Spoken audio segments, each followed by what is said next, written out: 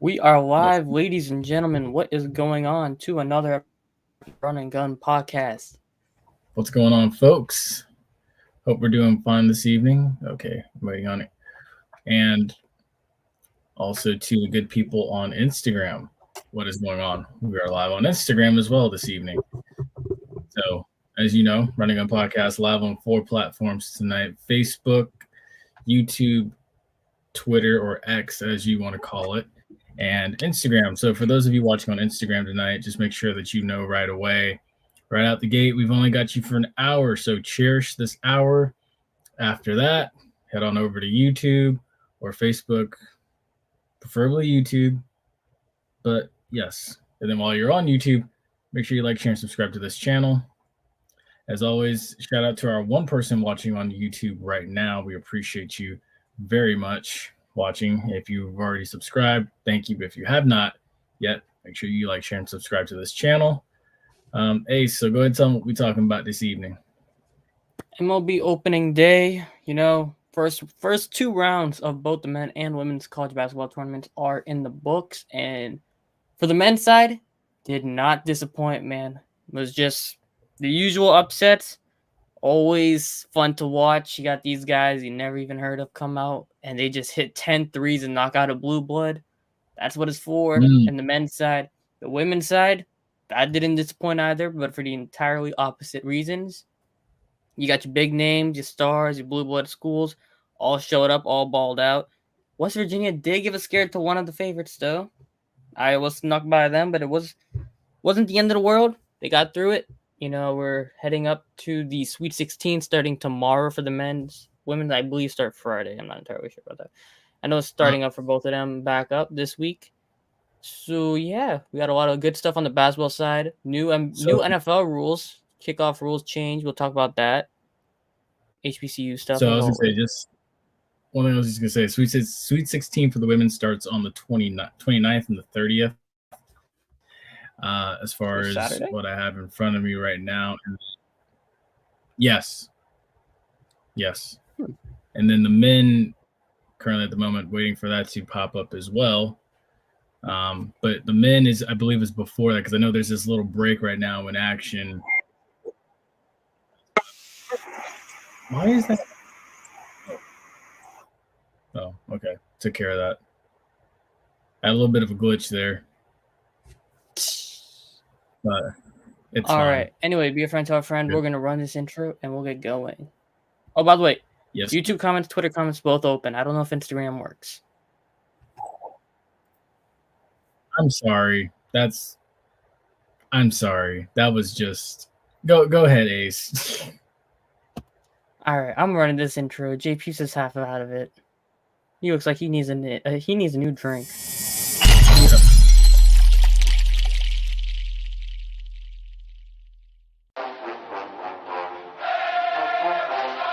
Hey, what's going on, guys? This is JP. This is the Bug. This is JC. This is Flash. This is Jimi Hendrix. And you're listening to the Run and Gun Podcast.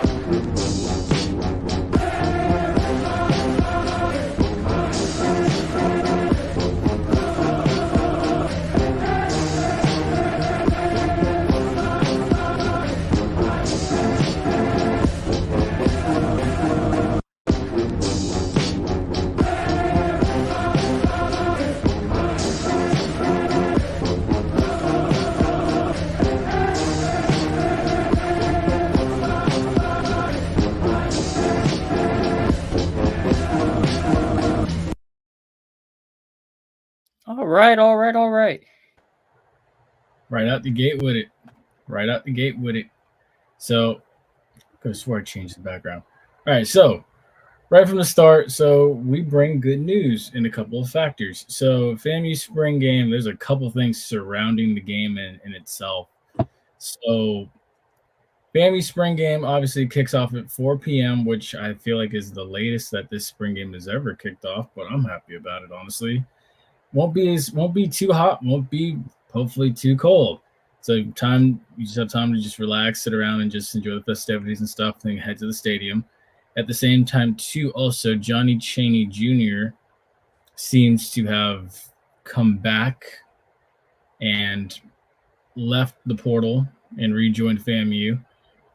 While at the same time, too, surrounding the weekend, you will have like the SWAC Championship ring reception, which will be in the Grand Ballroom. That's April 12th at 7 p.m. As well, too, Coffee with Colsey at 9:30 a.m. at the Recreation Center.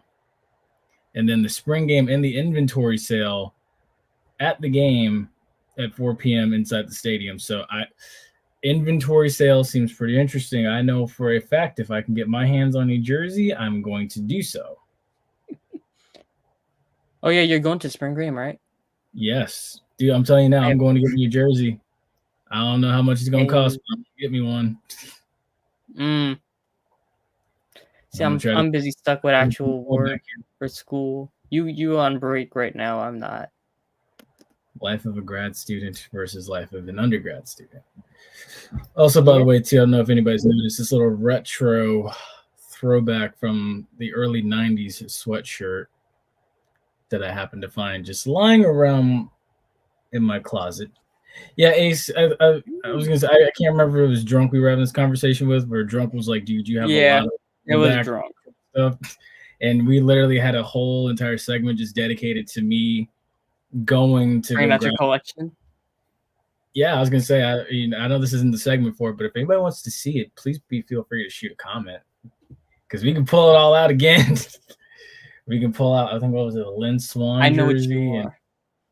I know what you are. You know what I am. Yeah, you want to show off your collection again. So you're trying to say I'm the show off, is what you're trying to say? Partially. I mean, hey, it's like it's one of those situations where it's like you ain't got these. Mm-hmm. I have this.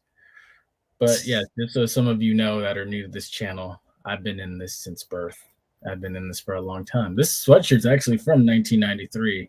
If we're gonna really, that's a solid decade older than me. So yeah.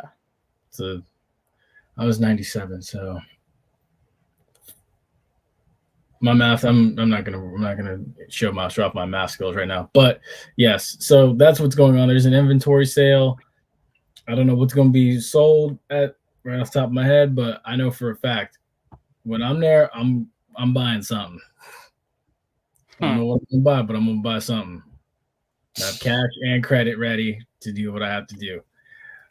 But yes, also too, if Johnny Chain Jr. is indeed back, that adds a lot of depth to that linebacking core. Also too, there's another linebacker that's from Tallahassee, Trey Lang, who was previously at Southern, has entered the transfer portal. That's another person I think James Colsey and this staff need to target right away. I would not mince words with that. I would be looking to bring him in. I felt like last recruiting cycle, they should have gone out and gotten him. And right now it's like, don't mince words with it. You need to go get him now.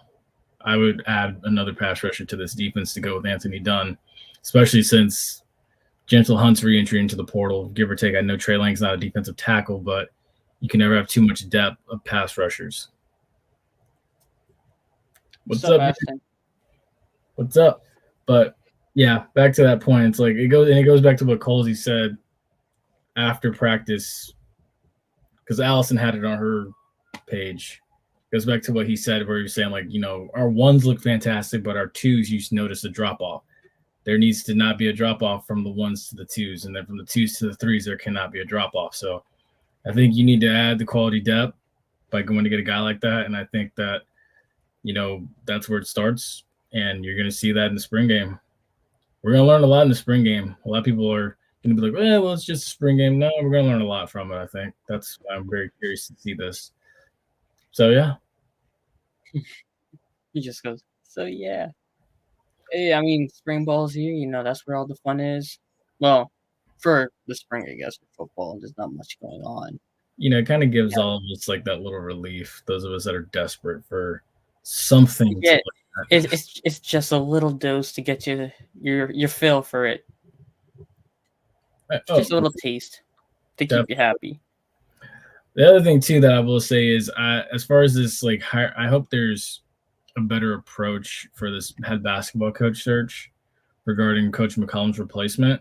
So I'm going to bring this back again from last week. I'm wholeheartedly, I'm gonna say this: the same effort and voicing of opinions that went into getting Josie or the right person for the job for football needs to be the same effort that you put into getting the right basketball. Basketball. Yes. If it's a scenario where it's like you realize that, like, because the only thing I'm gonna point out is this, and this is open to anybody in the comment section too. Does anybody know the last time FAMU made the NCAA tournament in basketball? I do not know. I'll tell Not you in now. my lifetime. No, it was in your lifetime. Oh, It cool. was. It was in your lifetime. It was well, obviously in my lifetime as well too. Okay, it had to be in my lifetime if it was in your lifetime. But Jeez. All right. well, nobody seems to know. But 2007 was the last time FAMU's men's I basketball. was 4. I would not knowing that. Yeah, like that was the last time. That's an insanely long time ago, and I think that's one thing that needs to be. That's a conversation that needs to be had. I can honestly say 3 years ago, or when Ace first joined this back in 2021, I asked the question of where do we honestly see FAMU basketball 5 years from now? Here we are, not even 5 years later, finding a new coach. You got to put the resources that you put into finding a football coach into finding a basketball coach, regardless of who And you then some. say. Yes, exactly. And then some, because I mean, football, you're not sponsored by the best basketball player of this generation. So like, you kind of need to actually make a good impression. You are, but I see your point. I see your point. No, I said you are, but I see your point. What is the UR part for? No, I was gonna say football is technically sponsored by. LeBron. I see. Yeah, but you know what I mean. But for like the sport itself, you Yeah. cannot be sponsored. It's like saying, all right, it's like saying UNC is bad at basketball. They're sponsored by Michael Jordan. You cannot be bad at basketball ever. Considering the fact he also went there too. Exactly. Yeah. Well, I guess UNC is more of on an extreme standard, but like FAMU is the first team to ever be sponsored, first school to be ever sponsored by LeBron. So like, you kind of can't be sucky for a while because like, you got to be good. I agree. Yeah, they got to put in the same resources. I don't care if it's a 2 to 3 month type deal where it's get your full search firm going. Thank you, Ashton. That makes more sense on why he went to sponsor FAMU. But yeah, so like you got it. I don't care if it's a 2 to 3 month process where you go, you get your search firm, you go and get all the big wigs. I don't care. He's saying one of LeBron's old coaches needs to be the coach of FAMU. But yeah, that makes sense because it's like, dude, again, you haven't made the tournament since 2007. You got the LeBron deal going. You need to find someone that, regardless of everyone's opinion on this, you need to find someone that's going to A, graduate these kids, B, emphasize details and push to excel. Because right now it's like you see who the cream of the crop is on the men's side in the SWAC.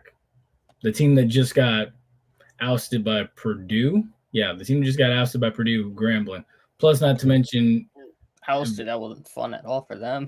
Exactly. Yeah, but I mean, also too, it's like you look at other teams that traditionally from the SWAC make the NCAA tournament. I'm pretty sure I've seen Texas Southern a time or two that have made the NCAA tournament. It's like you need to climb the ladder.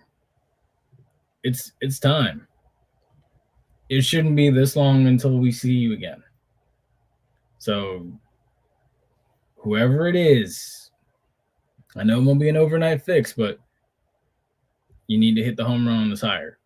You see it already slowly coming together on the women's side with Bridget Gordon, whom a lot of people at first kind of questioned and were kind of worried about, but it's like seeing the details and how much more physical that team looks. They just need to learn how to finish games. They're close.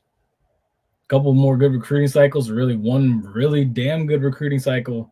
FAMU's women's team can end up right there in the women's tournament. Now, the obstacle is overcoming Jackson State's women's basketball team, of course, because that's a powerhouse that's nationally respected by even Don Staley and other peers. But again, which speaking of Jackson State women's basketball team, they got eliminated by UConn over over the weekend? We Saturday? Yeah, it I'm was. mistaken. I found it so funny. Everybody felt like, oh, the whole world's just picking on us and stuff. No, we kind of knew what was going to happen. Now, give or take, Jackson State made some people some money because of the point spread and everything. Oh, which yeah. we expected. But I'm going to be real with you. I didn't expect them to win that game.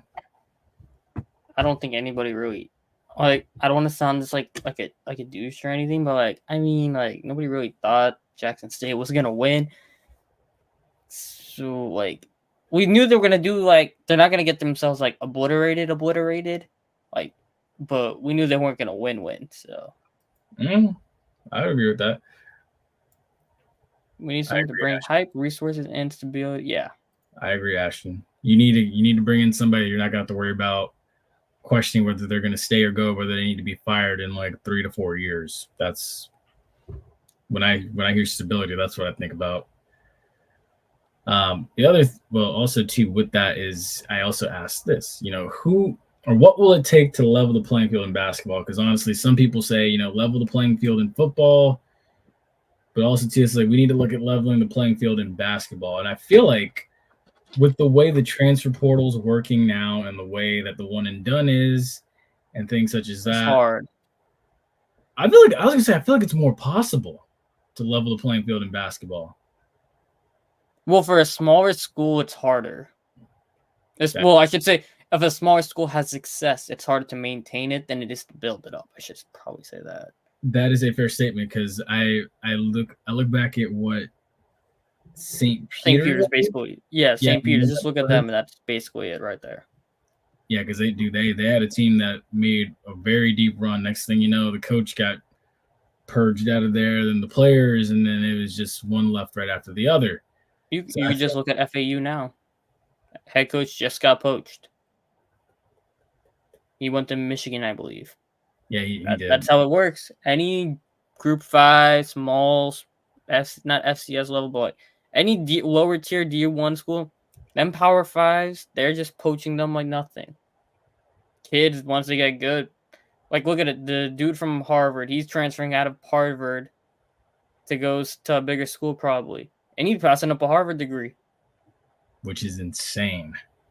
Exactly. Like it's harder to maintain it than to level it. So to level the playing field in basketball, you can do it. It's not like impossible, but like you need to be able to maintain the success, and that comes into recruiting also.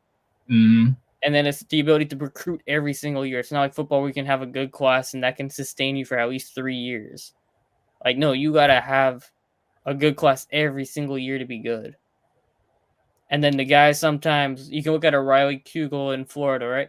He was going to be a lottery pick last year if he went to the draft. He went back to go back Florida. He had a bad season. Now he's transferring out of Florida. So even when you get guys who are good 1 year, they have a down year, they're going somewhere else too. And it's not like in the women's where they're guaranteed to stay there 3-4 years. Like, they could transfer out and stuff, but, like, they're going to be in college 3 to 4 years. Most of these guys who are really good are going to go pro after a year or two. Mm-hmm. And this year, the age of the super seniors from COVID is done. Finally. So, like, you kind of got to get your gears in check. Got to get the coach, like Ashton said, you need some hype guys to bring in to recruit.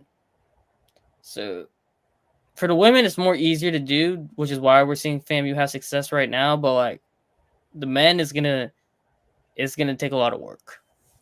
Yeah. And that you hit the nail right on the head. That's facts. Like it's all that factored into one is why it is what it is, quite frankly. Dang. Yeah, that was good. You took the words right out of my mouth. Cool. All right, moving on. I can't go further into detail than that. Like that was it.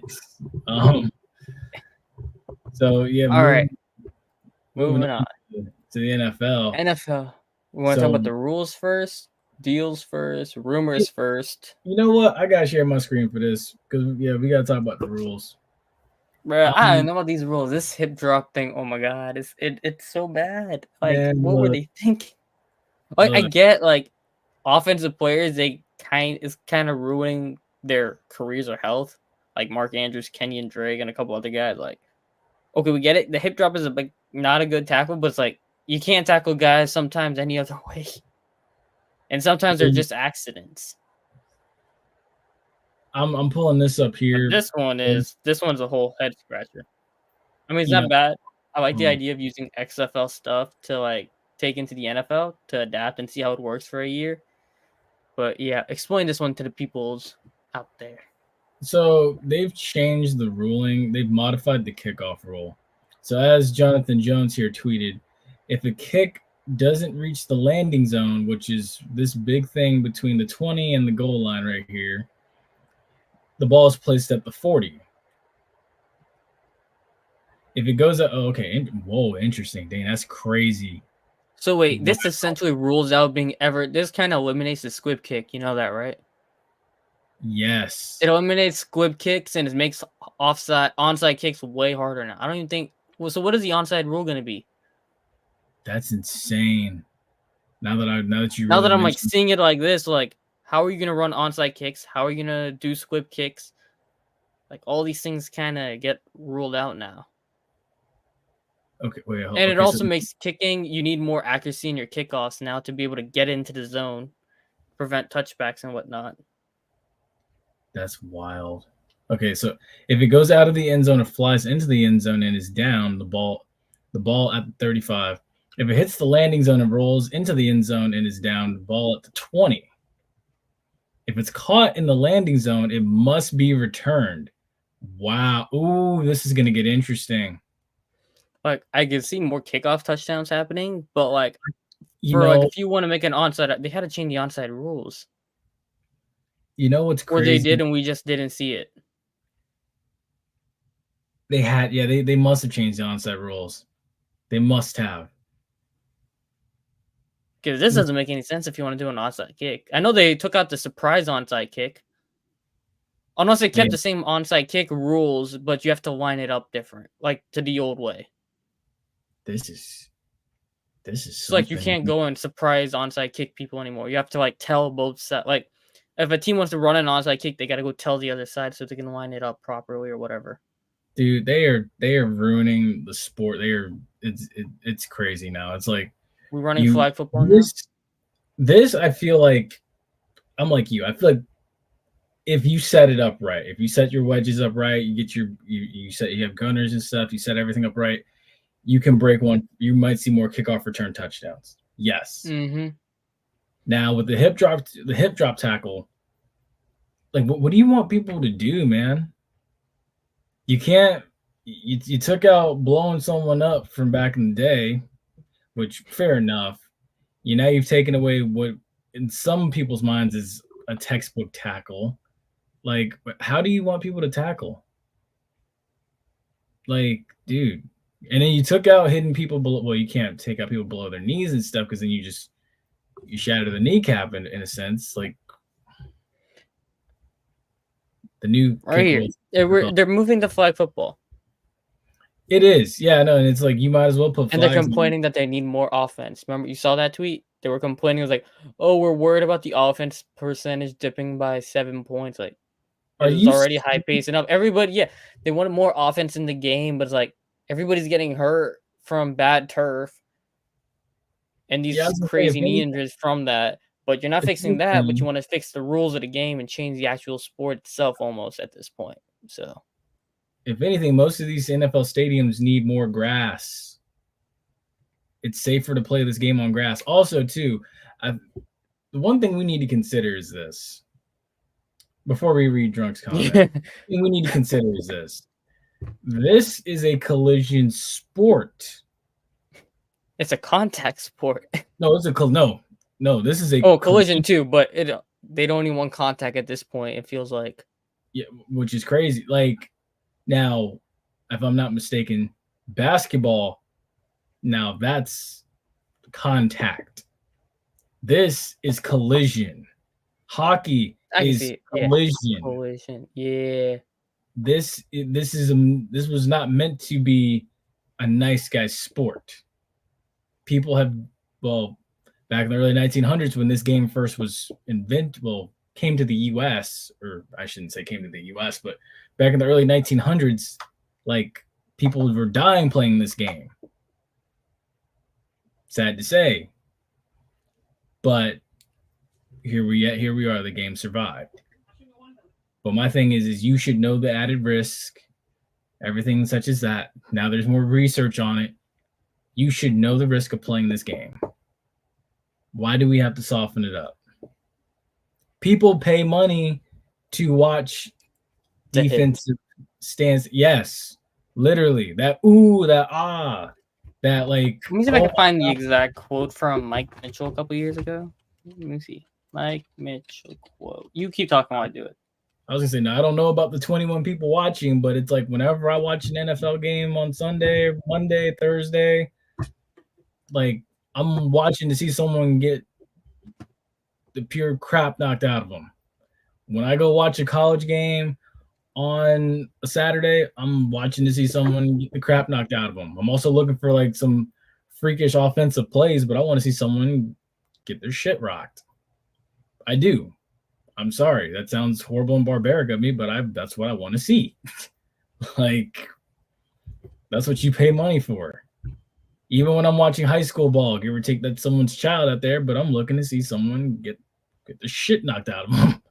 Like, dude, this isn't a nice guy sport. If you feel like you're in danger, like, don't play. Like, that's just the honest truth. Don't play. Mm-hmm. It's all right. This Trump. Can we be honest? The whole term hip drop tackle is propaganda. Like, bros. How are we supposed to? Yeah. How are you gonna tackle them at any point? Yeah, I know. Really, from behind. It's hard. Like, dude, because you're always taught, like, you know, if you aim for the hips, you get the quads. You aim for the quads, you get the knees. You aim for the knees, you get the lower legs. Yeah. And I'm thinking the way turf injury. Some of the ways it's they don't want to maintain the grass. I think that's the only thing I could think of. Like, they don't. They don't want to maintain the grass. And it's sad. It's gonna take the World Cup for them to change most of these fields to turf, to grass. I mean, from turf. And honestly, that's because they're getting paid. They're being told by FIFA, in order to get the World Cup money, they have to change to grass. And here's my thing: is like, especially here in Florida, I don't get the point of having turf, which is why that's hot. It gets really, really hot. Dude, I question. Dude, honestly, now, because going back to college sports, there's two teams in Florida that have turf. Bethune and FAM, they both have turf. Even Stetson has grass. Florida State has grass. Florida used to have AstroTurf back in like the 80s. They have grass now. Miami has grass. The one thing I've noticed since FAMU changed from grass to turf is the playing surface on a hot day, the temperature rises. I've noticed it's double as hot. So I'm personally, I mean, look, there have been no injuries on FAMU's field when it comes to turf. Knock on wood. Hopefully that stays that way. Prayers up. But I'm not a fan of it, dude. Grass is so much better. It's easier on the knees. Drunk. It's also Wednesday, bro. Not gonna lie. It's Tuesday, but I'm sauced. But this topic, I feel wait, go back to. I found every soberness in me to talk about. Hey, that's good. Wait, go to the next one. Yeah.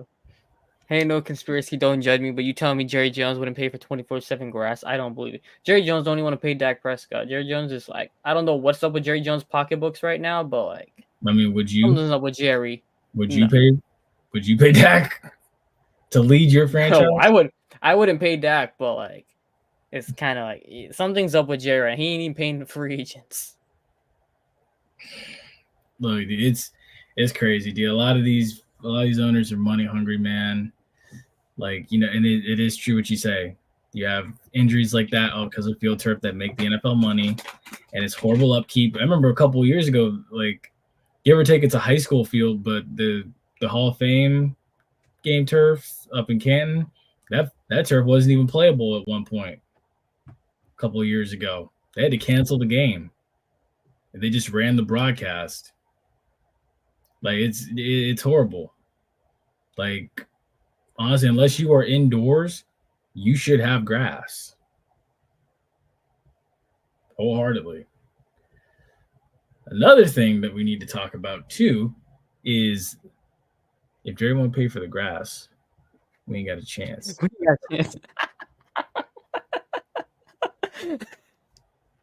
I mean, Give hey, it to or give it to Kendrick. He'll make a diss for Drake and J. Cole with it. I mean, look, the Cowboys, they've never played on grass, honestly. They've always had not Astro, that they've always had like that turf or like the field turf and stuff. They've always had that. So I mean, Dallas doesn't really have much non-contact injuries. I'm gonna be real. It's just like Minnesota and New York are the two that. Them two are the knee and ankle hunters, the Achilles hunters. Mm-hmm. Mm-hmm. Now, again, the other thing we need to talk about too, and I know, and you know what, I want to hear this from a lot of people. So those of you watching that are watching or willing to engage in the comment section, I want to hear about it. Recently, what happened was Cam Sutton got arrested for domestic violence here in the Tampa Bay area. And, I think this has been going on for a while now. I think it's time to talk about it. The NFL's domestic violence problem. So can we all agree wholeheartedly that the NFL possibly does have a domestic violence problem? I mean, they do. But that's in like almost every sport.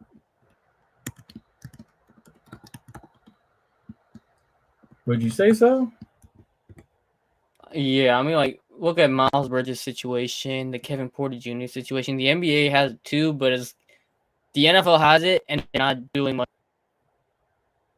Wait, you froze. Hold on. Yeah, you froze, buddy. All right. Well, he froze, but I mean, while we wait for him to come back, I mean, look, I agree with Ace, but I'm also going to say this. Does the NFL have a domestic violence problem? Yes. Has Cam Sutton turned himself in? I don't know. But at the same time, too, I will say this is something that needs, instead of worrying about rules and how we tackle each other and can you kick off rules, what the NFL Players Association needs to sit down and talk about is how do you get this issue under control? Because we've seen it live on video with Antonio Brown and his antics, with the way of what happened with his baby mama, how that went down. We're seeing now with Cam Sutton how that went down. You see it all the time, unfortunately, with the way some of these retired players, how their situations unfold. Like, this is something that needs to be talked about. It's not talked about enough. So I think, like, that it needs to go. Wait, do we have a comment? Hey, I'm gonna tell you something. It's only for y'all. I had a family in a domestic situation. Said, F it. Couldn't go to prison. Do you know she stood? That's insane. That's insane.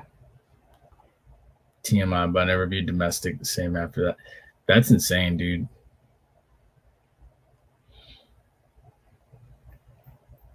That's just wild. I'll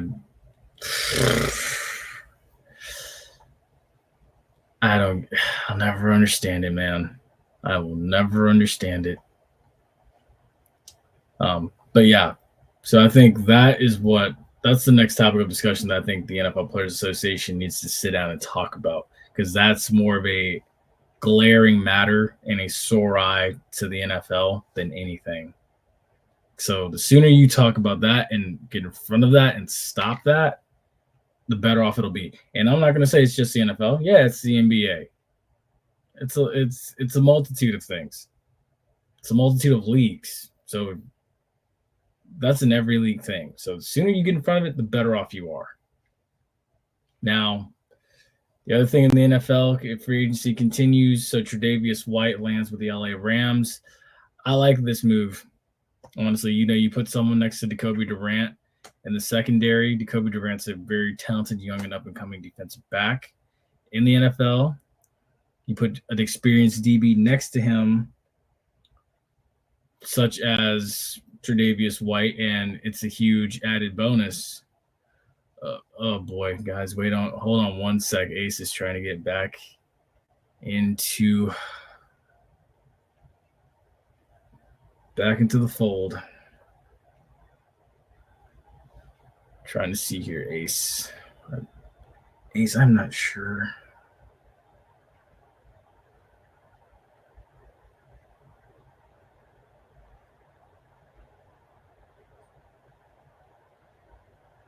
All right, I think you got it. But yeah, no, I like the pairing though. It sucks that it didn't work out with him in Buffalo. Quite honestly, to be real with you, I did not think that Tre'Davious White was someone that's going to be leaving Buffalo. I really thought, and still do think, because free agency isn't done yet. We're far from things being finalized, and plus trades can happen too. Stephon Diggs. Surprised he's still in Buffalo at the moment.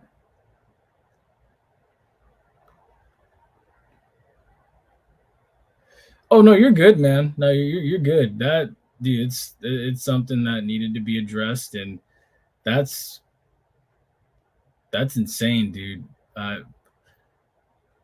No child, I should say, should have to see something like that. I don't know if you're in your situation that there were children involved, but no child should have to see that or witness that or hear of that. And dude, I'm not sure what you do for your day job, but if you do any type of counseling for those types of people or anything like that, I salute you, because that's a lot of stress on the person's body. What I hate about Tre'Davious going to the Rams is he's a contender. The Rams, yeah, nah, that's true.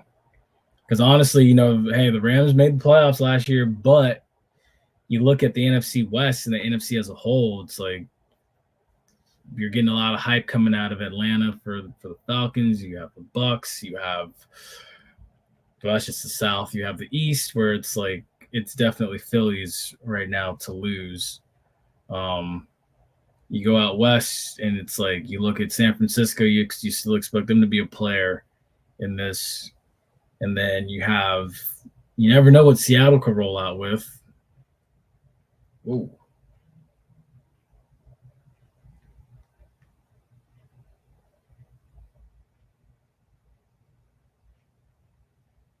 Hold on, guys.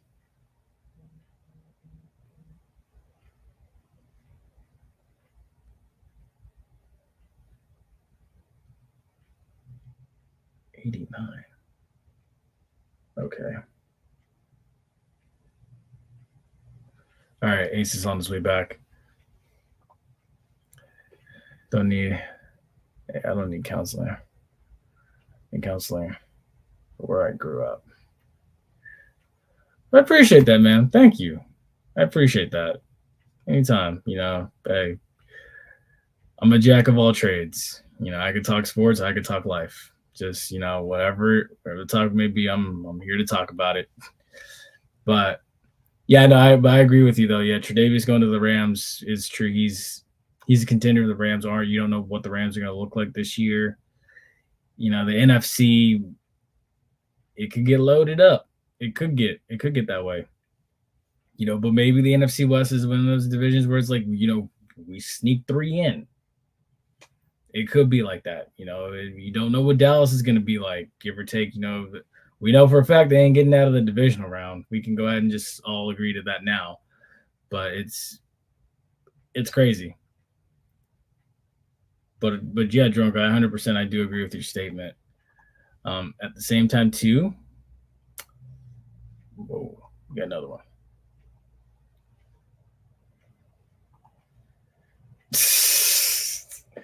No, honestly, if anything, I feel like I'm more of an Adam Schefter than I am of a Dr. Phil.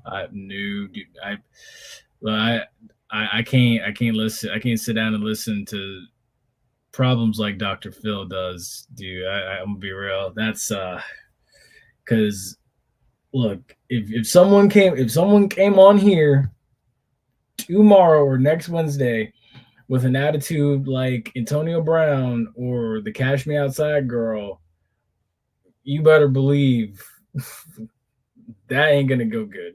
I'm gonna tell you now. Trust me, because there are some people that I see on Twitter that I'm like, you will never get on this platform. And then there are some that I'm like, you know what? I would love to hear your story. It goes both ways. But I'm leaning more towards the Adam Schefter part than anything. Um, oh Jesus. Come on, Ace. What is going on? What is the number?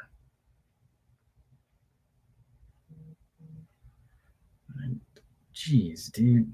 All right. Okay. Hopefully he's on his way back. The other thing too is Keenan Allen to Chicago. Interesting. This quite possibly could it end up being, him and Caleb Williams, a connection there. Caleb Williams or Keenan Allen was at Caleb Williams' pro day at USC. Y'all know personally how I feel about USC quarterbacks in the NFL. Might it be a little different with Lincoln Riley? I don't know. We'll see. But in my opinion, I feel like the track record is going to continue.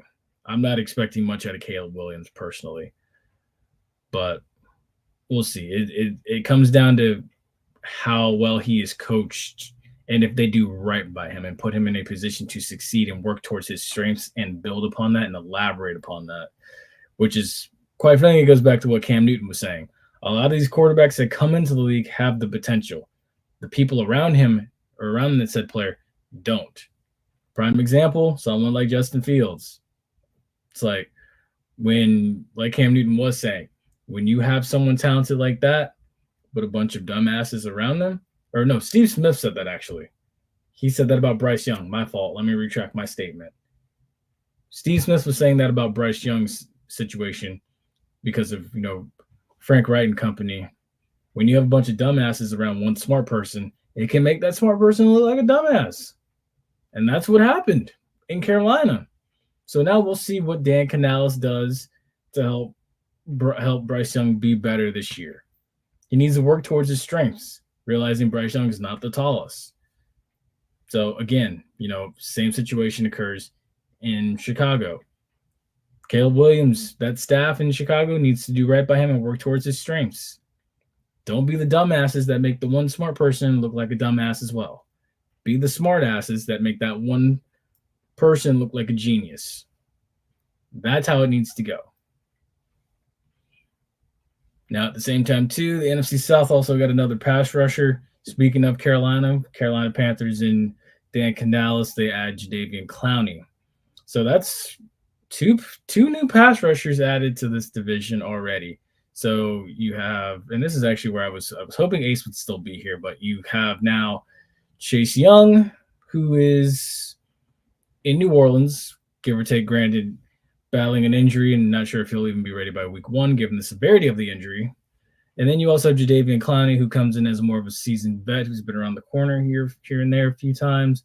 Should have been in the Super Bowl this past season, but it is what it is. It wasn't part of the script. Who knows? But, I like it. It's a little friendly competition. I think a lot of these teams, they realize, hey, we need to kind of do what we can to catch up and be competitive with teams like Tampa and Atlanta. And how do you do that? You got to load up on the trenches and stuff. Get somebody that can get after Kirk Cousins and get after Baker Mayfield. So I think that's why you're seeing pass rushers being added upon. And I don't think this Panthers or the Saints are done. Has the window closed for the Saints? I think so. But for Carolina, I think Dave Canales is kind of seeing like what he had in Tampa and trying to build upon what he has in Carolina to kind of combat that. So either this is going to go really, really well or really, really wrong. So in due time, you'll see. Also, one last thing before we do move ahead. Well, two things. Tampa Bay brought back Levante David, 2-year deal. I think he definitely 1-year deal. 1-year deal. I think he definitely retires a Buck. And then at the same time, too, Jared Mayo, who is the new head coach of the New England Patriots, says the Patriots are open to dealing that number 3 pick. Will they actually deal it? I don't know. Draft is next month. We'll see. If it is in the case, they do need a quarterback. So, I mean, that number 3 is there, but they could also trade back, get some more picks. And then you probably, I feel like in this draft, you're going to be able to find a quarterback late in the first round. Still, you'll probably still even be able to find a quarterback in the second or third round, in my opinion. Because some of these guys, I don't think are first-round guys. I think you're going to see some surprises again with this draft, much like you have with past drafts where you're going to be like, oh, my gosh, how did he fall to the second or third round? Or how did he or she fall to the second or third – not she. How did he fall to the second or third round? Oh, my gosh, it's the 4th round. He still hasn't been taken yet. So there might be some surprises. So I can understand why Coach Mayo may decide to want to trade back, collect some picks, and kind of build. And plus, I think the Patriots too. They need to build back up and build the defense up as well. Kind of get that old swagger back of those old 2000s Patriots or 2000s and 2010s Patriots, so to say. And then one of the most beautiful things also happened, and I promise you we're going to the NCAA after this too. One of the most beautiful things happened with regard to the NFL. We have football, and this is where we'll transition over to college. We have NFL from Christmas all the way to December 30th. And then once we transition over, after that, this is being boy, there we see. I was hoping so. All right, man. I guess until you get back, I'm gonna carry the ship. So I'm still here. But as I was saying, from December 25th to December 30th, you have strictly NFL games. On December 28th and 29th, you have NFL games. On Christmas Day, the day after Christmas, December 30th, you just have one NFL game. And then, of course, after that, when you get to college football, we have college football quarterfinals being played on New Year's Eve and New Year's Day. So you have 2 days of college football. And before that, you've got 5 days, or not 5 straight days, but 5 days of football between the 25th, the 26th, the 28th, the 29th, and the 30th. So this is a football fan's dream. Christmas time. And I think you can officially say now too, college football and the NFL have officially taken the Christmas holiday from the NBA. It's fair to finally say that. There was a time, and honestly, I think a lot of you would agree with me. There was a time where Christmas time strictly was the NBA's. Thanksgiving, strictly the NFL's. But now you've seen the NFL grow in popularity. Plus, factor in the fact, too, the NBA doesn't, amongst a lot of us here the last couple of years, the NBA doesn't really get popular until, the playoffs? So you're heading into the summertime, around the same time as the Stanley Cup playoffs for hockey? Like, dude, it makes sense now the NFL's kind of taking hold of Christmas. So after you get finished in the morning watching The Wonderful World of Walt Disney and stuff, to start your morning off on Christmas, you're watching NFL. It makes sense. All right, so I'm off my spiel now for the NFL and college football. So that being said, NCAA Women's Tournament. What's been going on? So as follows. Sweet 16 is what's been going on and what's about to start going down. So Sweet 16, as I mentioned to Ace at the start of the show, that starts Friday at 2:30 p.m. So you have a couple of games, and it's quite interesting. You have two for a 3 versus a 2 seed in Oregon State facing off against Notre Dame, and then you have Indiana against South Carolina, and then at the same time later that day at 7:30 you have NC State against Stanford. Stanford's actually a pretty good team, and then you have Gonzaga, who I'm surprised in women's basketball is just as good as they are in men's. I still don't think either one will win it because, quite frankly, I just feel like Gonzaga falls on their flat on their face every time, and I would not pick them if I created a bracket. And they're facing off against Texas, who's also another number 1 seed. Yeah, I'm being quite frankly honest with y'all, dude. I'm picking Notre Dame, South Carolina. I'm gonna go Texas and Stanford of those 4 games I just named. And then if I had to choose, got a couple comments. Here we go. I deadass don't watch every single NBA game until, dude. Honestly, same.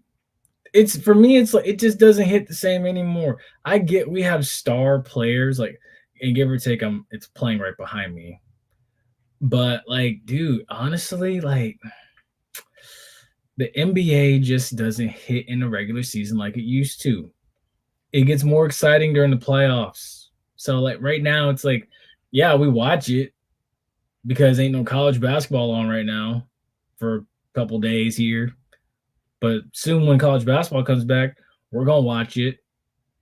When the NHL, when the Stanley Cup playoffs get rolling and the NBA playoffs get rolling, they're going to both be fighting for at least, well, my time at least. But right now, unfortunately, sad to say, I'm like you, drunk dude. I'd rather be watching a movie on like Max or Netflix or Disney Plus than watch a regular night of NBA basketball, unless it just absolutely garners my attention. I'm too drunk to know if Ohio State's women's team is still in the tourney, but they can win it all. So I can let you know right now. So as it stands right now, Ohio State's women's team is not in the tournament. They were sent home. So as it stands right now, actually Ohio State's women's team is when did they get sent home? Okay, so Ohio State's women's team lost in the second round to Duke, who was a 7 seed. Ohio State was a 2 seed. So number 7 seed Duke beat them 75-63. So it wasn't much of a contest. Or it was a contest, but they got sent home. You know what I mean? Now, on the other side of things with the Sweet 16 for the women's, on Saturday, you got LSU and UCLA.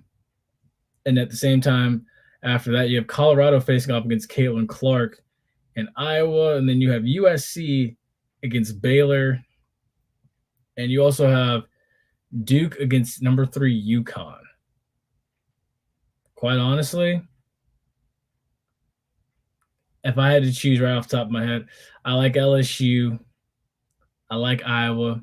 Iowa's going to find a way because they're going to make sure that they can get Caitlin Clark as close to this championship as possible. And honestly, I feel like that's what they're doing. You know, that side of the bracket is tough because you already know who's coming out on the other side. You know who's coming out. South Carolina's coming out of that other side. But then it's like you have a mad toss-up of 4 teams. You got the 2 number 1 seeds with Iowa and USC. And then you got LSU and you got UConn. And heck, even UCLA. So, like, that's not even a gimme for LSU. Like, that's tough. But if I had to give a pick right away, I'd say LSU, Iowa, USC, and UConn. That's what I'm gonna go. I'm going off of that right away. Now, with that being said, you know, there's Ohio State's women's team got sent home. Damn, I just sobered up. They actually beat Iowa regular season. Yeah, dude. Hey, look, Honestly, I'm gonna be real with you, man. I didn't think Duke's women's team was like that, but I guess they are. But they also got sent home too. Or no, they didn't get sent home. My bad. They're still in it. I didn't think that their women's team was like that. Because I mean, honestly, it's like who honestly talks about like Duke women's basketball? Who? I'm just gonna be real. Now, with that being said, that there is a couple of women's athletes that have stood out most in this tournament, and quite frankly, both of them have taken me by a huge surprise. One of them being Juju Watkins, who, my God, like I flipped on the USC game in their opening round or last game against Kansas. I was taken by surprise. I was like, what is happening right now? And I'm like, you know what? That's someone that I think can carry USC. That's why I think USC, it's so hard to pick that side.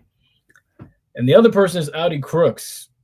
Give or take, they lost to Stanford in the women's team, but dude, Audi Crooks, 10 points in the last game against Stanford. So Stanford did a good job of slowing her down and keeping her in check, which is why obviously you see Stanford got the win. But if you go back even further and you look at her game in the second, I believe it was the second round.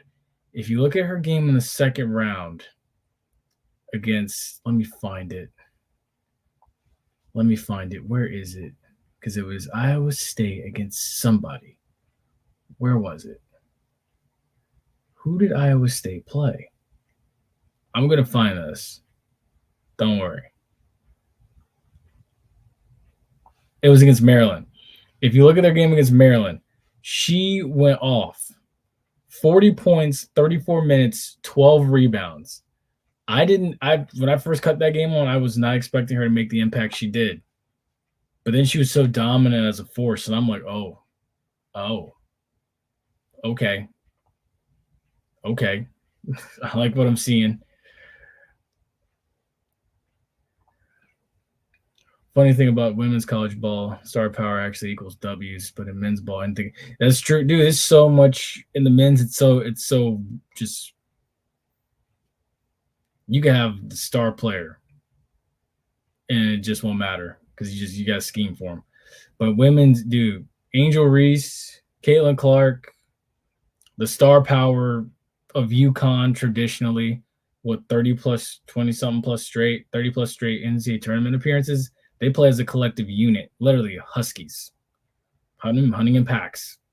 And then you look at the team effort of Don Staley's squad, like that's why those teams are always in it. The star power. And then you're correct with this as well, Drunk. Juju's making USC. Yeah, like this is a fact. Juju is actually a problem. She takes a lot of shots, but look, when I watched that USC Kansas game, I saw the way she single-handedly took over that game, steals, running the floor, getting back on defense with ease, no problem. Like, fantastic. Fantastic. I think he's back. Is he back? We'll see. I'm just going to keep on going until he pops back up. But I agree with you. Juju, Audi Crooks, two people that instantly grabbed my attention in this tournament. Unfortunately, Audi Crooks is out, but best believe I'm gonna be watching for Juju Watkins. I'm very impressed. We have about a couple seconds or another minute remaining for those of you watching on Instagram. If you're watching, I come just at the end. I come back at the end, bro. That thing went. You missed the entire spiel on the women's tournament. Yes, those I of was you listening on YouTube. we got about 30 seconds left. Well, my computer decided to die. If you're watching on Instagram, head over to YouTube and keep this thing going. It's about to go out. It's only got an hour of time on that app. But Yeah. The other thing too is the men's tournament on the other side of things. That Sweet 16 starts tomorrow. You have Arizona against Clemson. You number 1 seed UConn against number 5 San Diego State. Alabama and UNC, which my bracket is still correct with that. Iowa State, who's a 2 seed against number 3 seed Illinois. And then Friday night, you have NC State against Marquette. You got Gonzaga against Purdue. I honestly think Purdue's going to send them home. You got Houston against number 4 seed Duke, and you got number 2 Tennessee against Creighton. I love the lineup. I love it. What we got? We got in the comment section. What we got? Bro, this thing. Wait, hold on. Wait. JP's playing old USF games in the background, but I respect. Oh, he dipped off again. That's not an old USF game. It's an old NBA. That's an NBA game. It's an old NBA game. Come on. You know better than that. Come on. Ace really went to a dentist appointment, came back like we supposed to accept.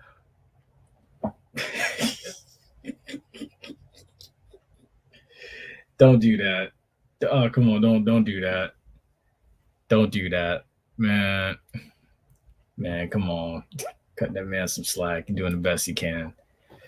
Come on now. Also too, so earlier today,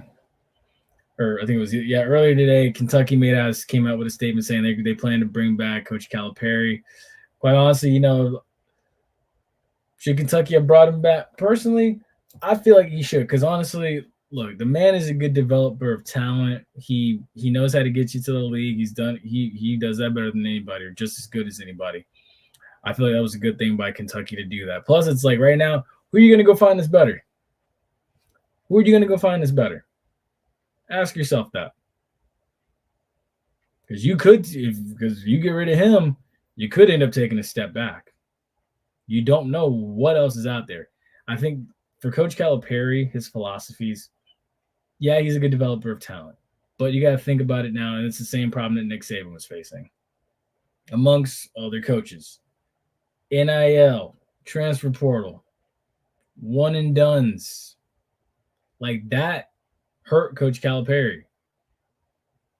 That's not working to his advantage. We've seen now Bruce Pearl's squad made it didn't go just as far, but made it a little bit further than Kentucky. All right, Ace, let's see what you got. But quite honestly, I feel like it is good for Calipari to come back. I think he needs to learn to adapt to this new world. Because right now, Kentucky can't win in it.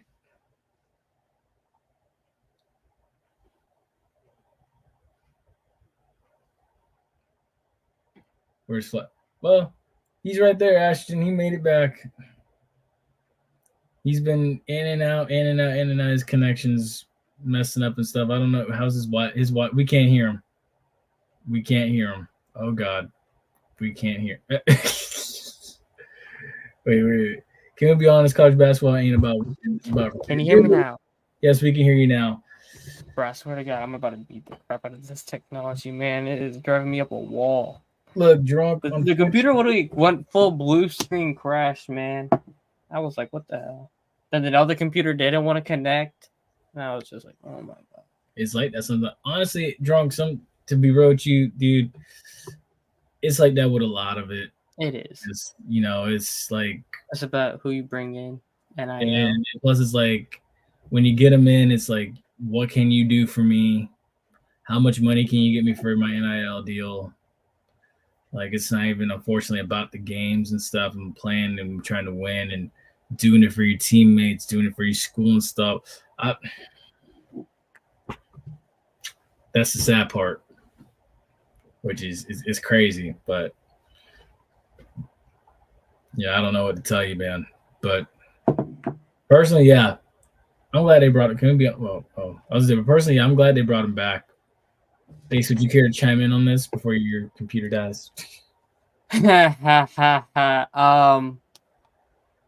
mean, you kind of mentioned it, like, who are they going to bring in to replace him? But, like, one playoff win, one tournament win in like 5 years is not a good thing at all.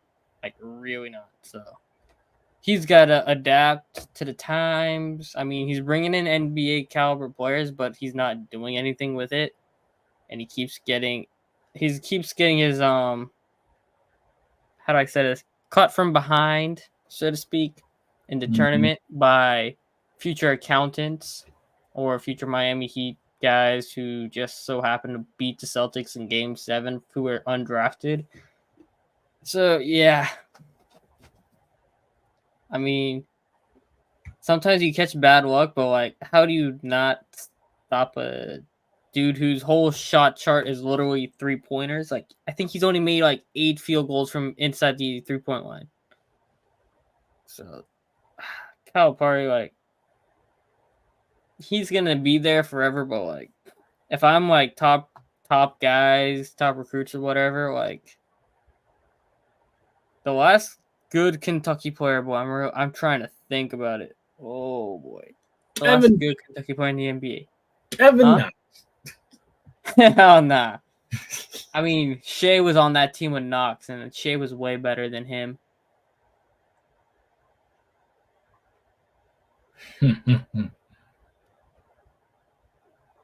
I saw, bruh. Nah, bring up the comment. My dog Ace did an anime deal where he going ball 4 years earlier than expected, just for decent connections. Oh boy. On that note, we're gonna move on. On that note, we're gonna move to hot topics. What happens in the NFL? Anything good, or are we gonna talk baseball? The good thing, a couple things before we get to opening day is a couple of things happened that were mentioned and that were said regarding women's college basketball. One of them was the idiotic post by the Des Moines, Iowa Police Department. And quite frankly, I don't think anybody really agreed with this. I thought that this was very dumb as well. What they say now? Oh, you'll see in a second. Congratulations, Cyclones winning basketball and record-breaking Audi Crooks on their win. Oh, nah. Yeah. Bro, that's going up in Hall of Fames of bad tweets. Oh, my God. Yeah. Horrible. How do they think that was a good idea to tweet, man? Oh, my God. I don't know who told them to post this. That's going in the Hall of Hell. That should be, whoever runs that account needs to get fired, bro. Oh, my God. What possesses someone to say something like this is my thing. What possesses someone to say something like this? This is the most boneheaded thing you can do. And that's just stupid. I was holding on to this for about a week. I was like, I cannot wait to get on here so we can talk about this because like you already point out the fact that she's a minority and stuff. And then you go out and tweet this. Like this, you should have left this in the drafts. You should have left this in the drafts, not even mentioned it. This shouldn't have even been in the drafts. Yeah, this should not even have been approved to send. Oh my God, this is just bad. This is idiocy at its finest.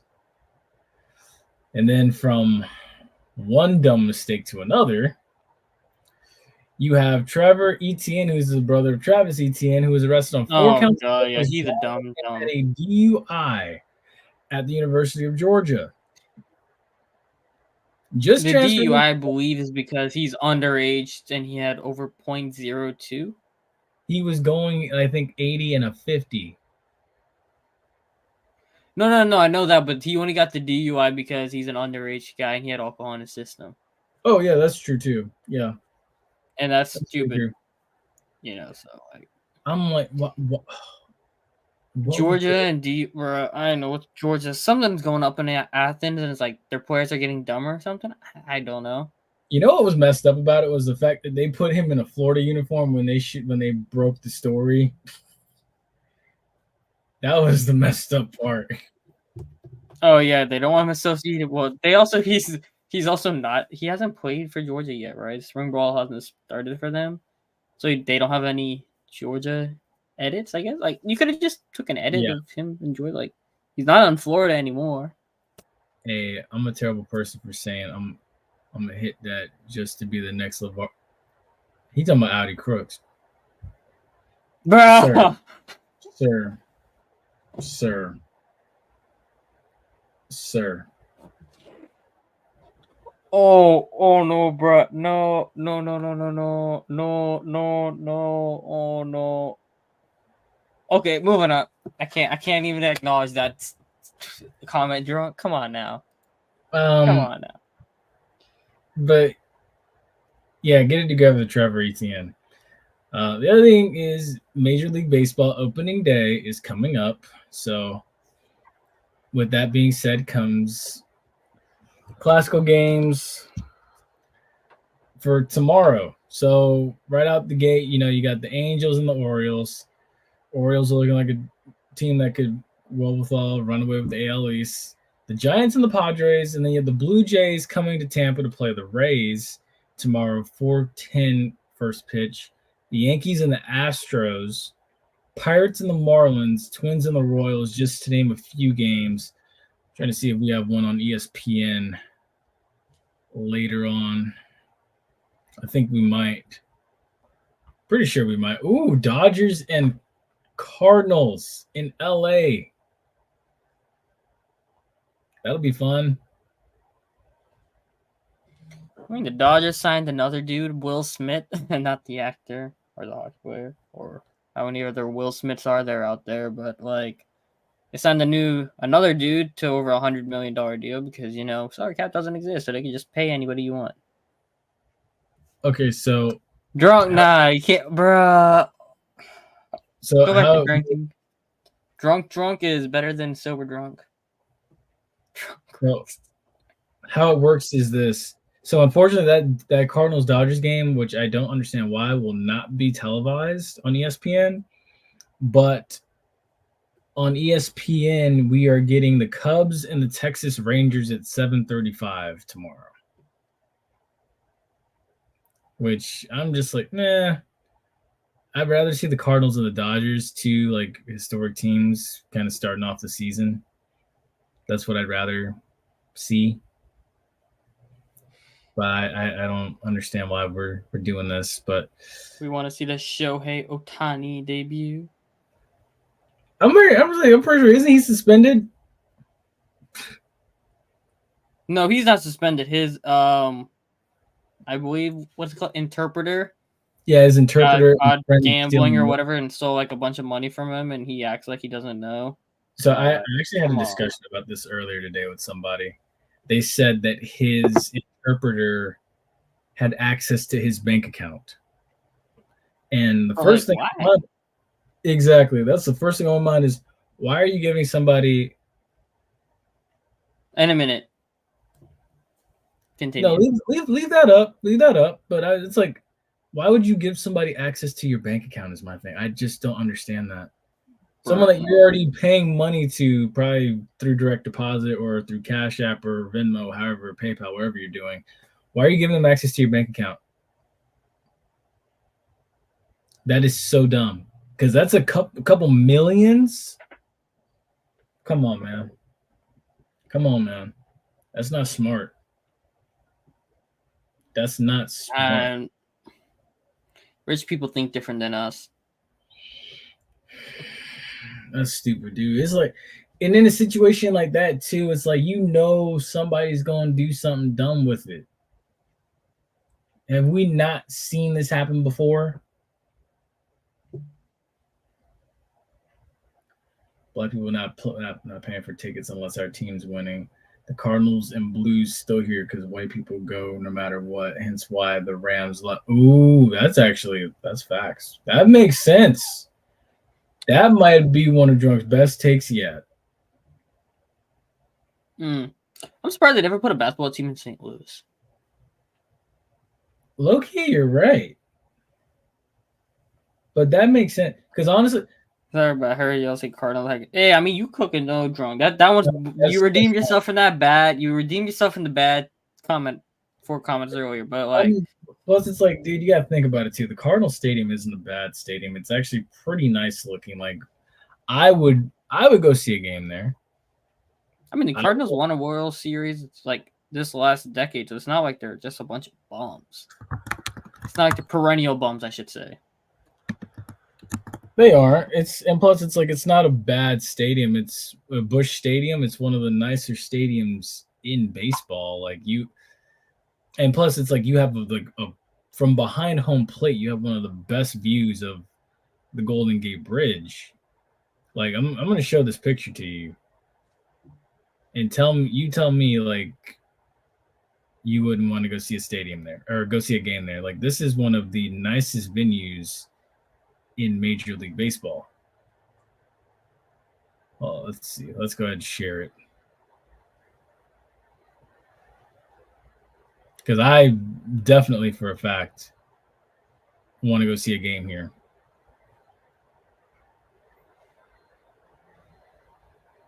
Yeah, that's a nice stadium. I ain't gonna lie.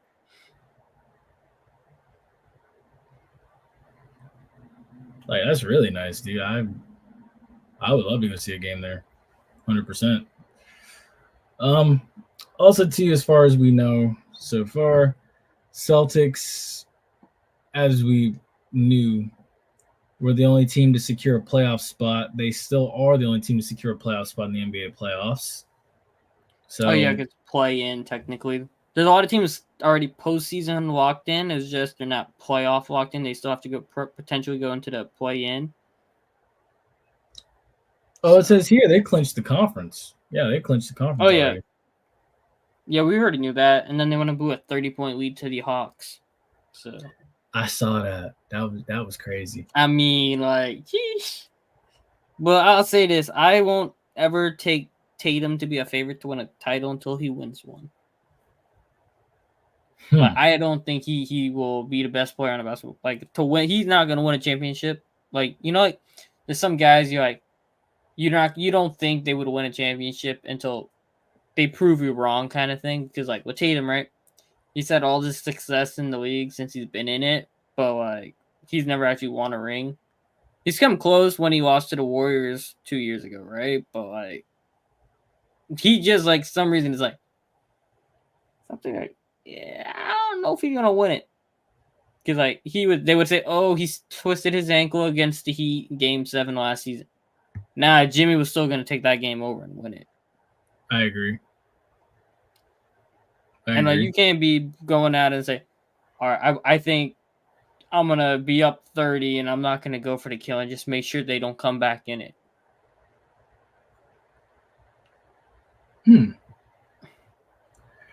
Also, too, speaking of hockey as well, because both these playoff pictures will be taking place around the same time.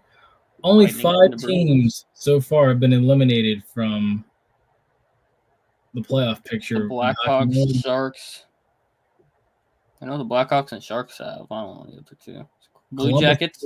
Columbus Blue Jackets. Yeah. The Arizona Coyote. Isn't that their name? Yeah, poor Coyotes fans. They're losing their team. The Blackhawks, the Anaheim Ducks, and the San Jose Sharks all eliminated. And then, not to mention, the only team so far to really have punched their ticket for the playoffs is the New York Rangers at 48-20 in the Metropolitan.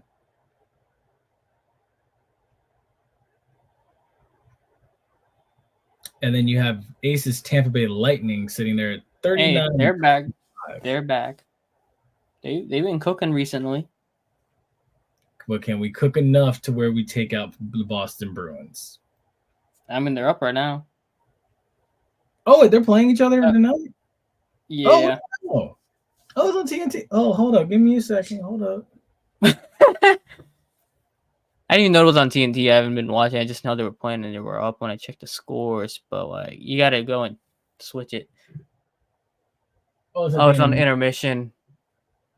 Oh, okay. Shoot. Hold up. I didn't know. Yeah, since the trade deadline, they've been really good. They've been cooking since the trade deadline.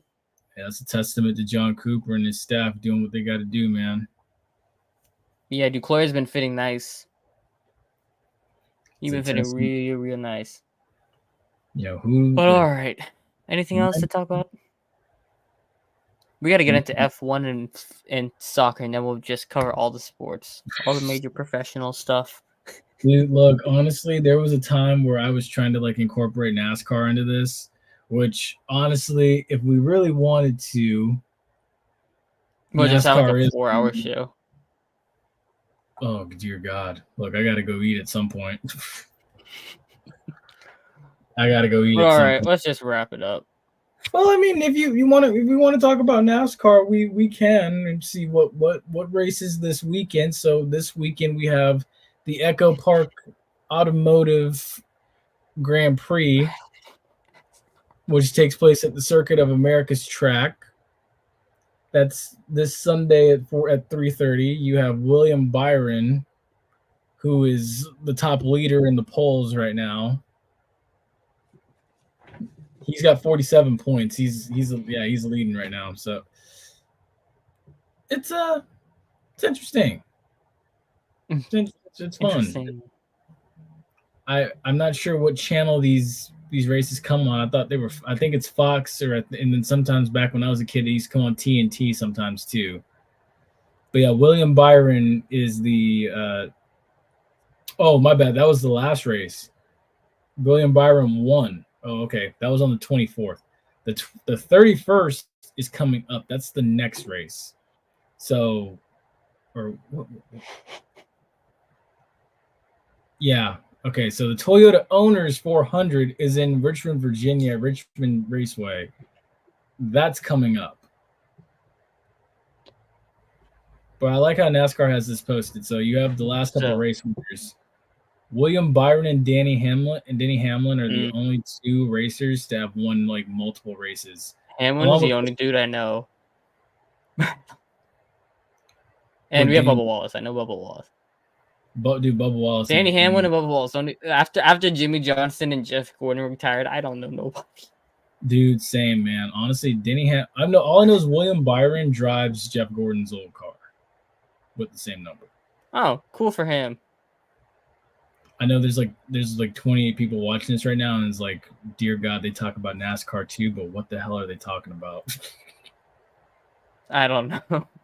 Look, honestly, I'm just watch how Saturday or Sunday. When is this race?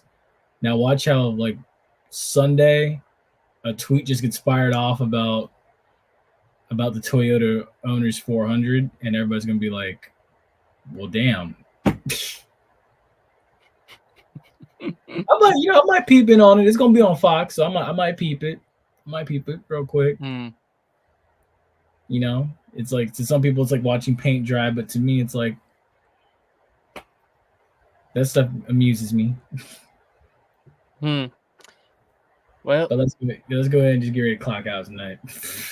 Yeah, clock out, bro. I ain't even know this whole tech thing tonight was terrible. Oh my God, it wasn't a fun night. It started off good, and then it all went to hell. But it's all good. You did a good job, JP, for running the show by yourself. You manned the fort well. Hey, I mean, I do it usually on Saturdays in the fall, so I mean, I'm kind of used to it. Plus, I guess it's good practice for me to get ready for this fall coming up. So that is true. Hey, have to. Which also, by the way, too, folks, I'm letting y'all know now ahead of time. So, spoiler alert: the weekend of September 27th. So I think it's September 28th. I'm not sure who FAMU plays that weekend, but guess who's going to be taking my place for that weekend? Me? Cool. Yes, you. So you guys All will right. be the face for whichever game that is. Okay, I'm finding this out same as y'all, so like it's all good because I didn't even know this. So look, Ace, you know what? I'll do you one better. I'll pull up the schedule right now so that you can see who FAMU plays exactly that weekend. So September 28th, FAMU plays in Huntsville against Alabama A&M. All right, cool. I just gotta make sure I don't mix them up with Alabama State because you know that's gonna happen. Dude, I will take care of it. I'll leave you everything that you need, so don't worry. So that weekend will be strictly aces. He's got you guys. He's gonna take care of y'all. Huh. That'll be fun. All right, guys. With that being said, thank you for another episode of the Running Gun Podcast. It was fun. Shout out all y'all in the comments, Drunk, Ashton, whoever else was in there while my computer was dying of who knows what disease because it decided to crash. But anyways, shout out y'all on Instagram, Facebook, Twitter, and YouTube. Y'all some goats on there. Everybody was watching. The 29 of y'all on Twitter right now, or X or whatever the hell. Screw Elon. I really don't care. Elon ruined Twitter. That's all I got to say on that. But yeah, that's gonna do it for us tonight. 10 or 9 games left in the NBA season, give or take, for most teams. Joel Embiid will come back for the NBA before the regular season ends, so that's big news for the Philadelphia 76ers. Anything else? I don't know. Hockey's about done. Hockey finishes, I believe, in like a week or two, too. So, playoffs coming around the corner for them. We got 9 games left. Or 9 games left in April. Yepper. So, with that being said, I hope everybody who watches college basketball stay safe. Go have fun responsibly. Whoever is going to any Sweet 16 or Elite 8 games, I hope you all go and have fun. But also make sure you keep yourselves safe. Yeah, I hope y'all's teams win. I really don't know. USF had a good season this year, even though they didn't make the tournament. So that was fun. This is the first time in a while USF basketball men's side has been good. And you could see it in the campus. Like, there was a lot of guys there. So, like, I hope everybody's team who's winning, their campus has a lot of fun. The students enjoy it, taking it in. Because, sometimes if you're a small school, it doesn't last. So, yeah, with that, stay safe, stay blessed. See y'all next week. Hopefully we don't have no tech issues.